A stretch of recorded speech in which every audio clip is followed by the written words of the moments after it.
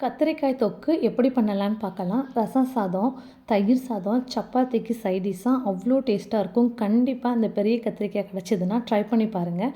கத்திரிக்காயை இந்த மாதிரி ரவுண்ட் ஷேப்பில் கட் பண்ணிக்கோங்க. ஒரு பாத்திரத்தில் உப்பு, மஞ்சள் பொடி, வத்தல் பொடி, கரம் மசாலா தூள், 65 பொடி ஒரு 2 டீஸ்பூன் சேர்த்துட்டு 1 டீஸ்பூன் அளவுக்கு தயிர் சேர்த்து தேவைன்னா கொஞ்சமாக தண்ணி சேர்த்து இந்த மாதிரி மிக்ஸ் பண்ணி விட்டுக்கோங்க.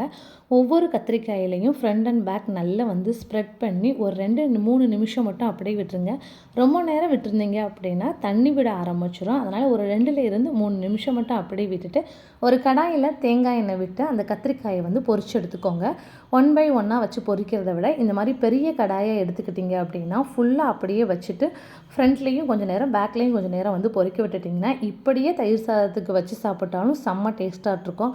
அதை கிரேவி டெக்ஸ்சருக்கு மாற்றி சாப்பிட்டா இதை விட டேஸ்ட்டாக இருக்கும். ஒரு கடாயில் தேங்காய் எண்ணெய், 2 பல்லாரி வதங்கினதுக்கு அப்புறம் 1 டீஸ்பூன் அளவுக்கு இஞ்சி பூண்டு பேஸ்ட்டு, 3 தக்காளியை மிக்சியில் அடித்து பியூரியாக ஆக்கி ஒரு 5 நிமிஷம் லோ ஃப்ளேமில் வச்சு குக் பண்ணுங்கள். இப்போ தேவையான அளவு மட்டன் மசாலா, உப்பு, மஞ்சள் பொடி, கரம் மசாலா தூள், வத்தல் பொடி சேர்த்துக்கோங்க. கத்திரிக்காயில் சேர்த்துருக்கிறதுனால இந்த கிரேவியோட டெக்ஸ்சருக்கு தேவையானதை மட்டும் சேர்த்துக்கோங்க. அதிகமாக சேர்த்துட்டா காரம் கொஞ்சம் அதிகமாகிடும்.